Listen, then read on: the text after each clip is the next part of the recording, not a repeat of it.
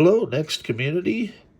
So I'm going to try and just give the basics on the SCSI2SD version 5.2 card and how I go about configuring it to work with NeXTSTEP. I'm not going to give away all my secrets because that's kind of my secret sauce.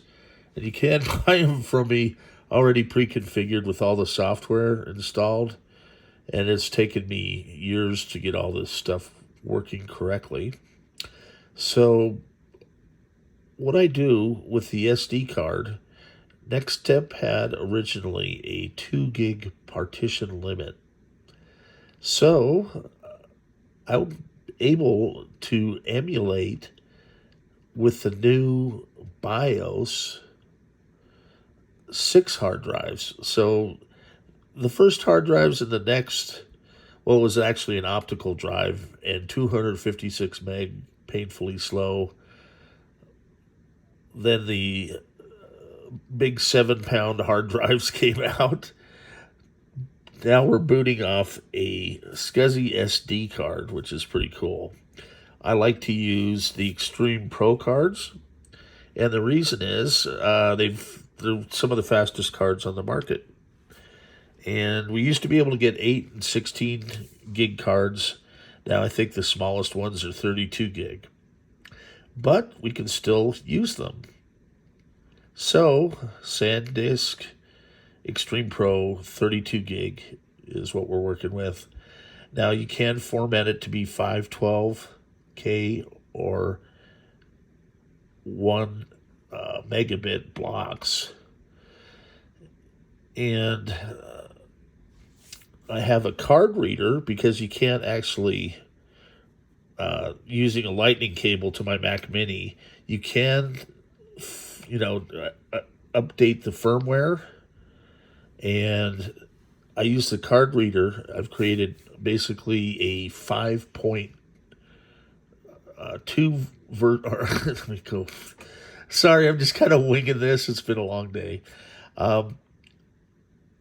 So I have a master ISO that I call the 5.2 version. And so in addition to this hardware, I've got the software. So there is a SCSI2SD app in the App Store, and I'm doing this example on Mac OS, the latest version. And this is what the software looks like, SCSI2SD. With your custom XML file, this gives the parameters. And the key here is this particular configuration is 512K, and you want to set 139 sectors in 4 cylinders, or else the card won't be recognized by NeXTSTEP. And that's not the normal, but it does work in your custom XML file. And in order to do that, you need to load the tools. And it's the Xcode tool, so you download that from the Apple site. So the XML file is kind of your footprint. And then once you have your custom footprint, you can write it to the device using the software. So first you want to make sure you have version 5.2. If you have the 5.2 card, that's the latest firmware. And it gives you the advantage of having 6 devices supported instead of just 4. So you go into your file, you upgrade firmware. If you have something like the earlier firmware, which is 4.84, you just click upgrade firmware, and then it'll show you down here that your firmware was successfully updated once you highlight your new firmware download. To find that firmware download, you simply go to SCSI2SD.com and follow the links. Now there's, I guess we could try and do that here. So from there, you want to right-click the CYACD and save it. Don't click the link so that the gobbledygook stuff appears in the HTML or your web browser.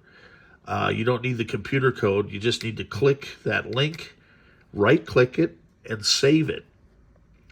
So that'll be for your firmware.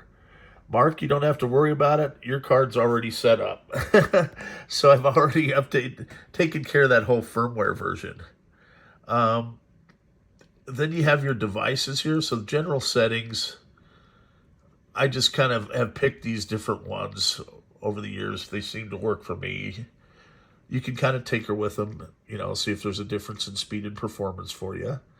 And then device 1, it shows the hard drive. And then here's where your sector size comes into place, sector count. And then I just kind of fill in these fields. And then you want to make sure 139 sectors per track, 4 heads per cylinder. Then once you have that, you can click Write to Device. So this will take your custom config file. Now you can toggle off. I've got all these loaded with software, but you can toggle off by enabling or disabling the software here, so that if you want to speed up in performance, that would be a way to do it. Just drop, the additional partitions, because I've got 5 set up. I leave 6 open usually, and that's where I hook up a CD-ROM drive.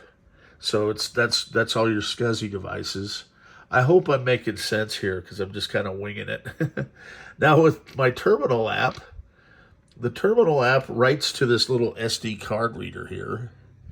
And what I have is a master ISO.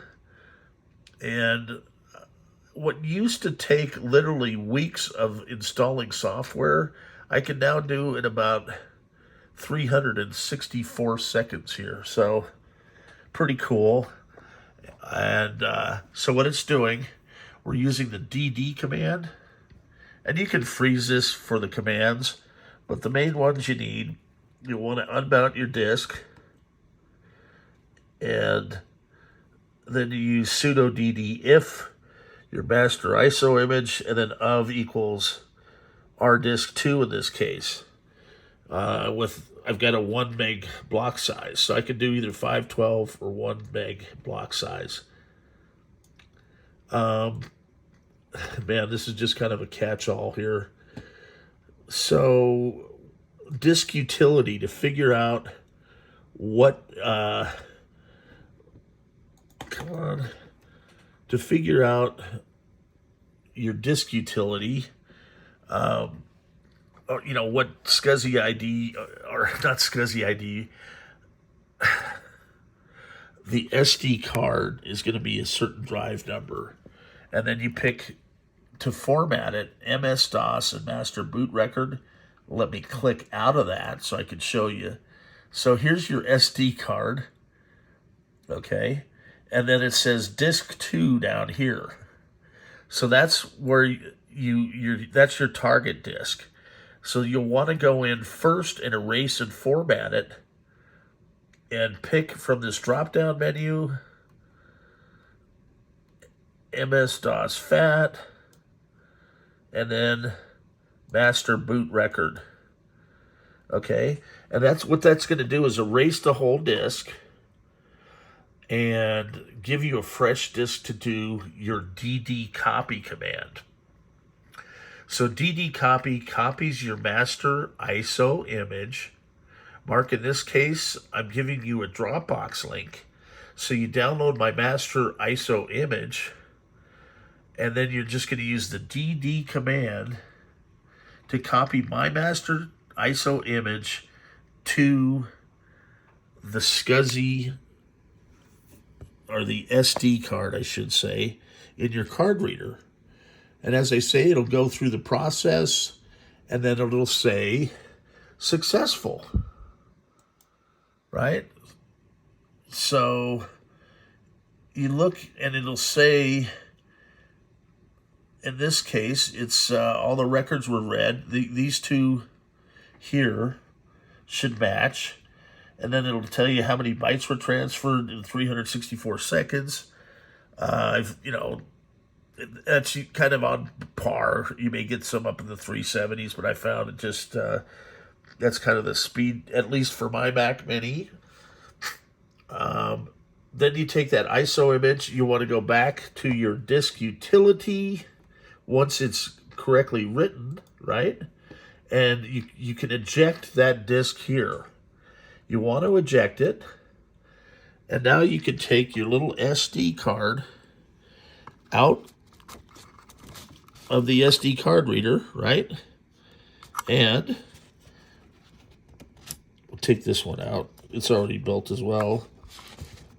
So you can have your master and ISO. And I'm just going to leave it in there. Pretend that this one is this one. You just pop it in. You now have your updated BIOS, your XML file, which now will handshake with the Next, right?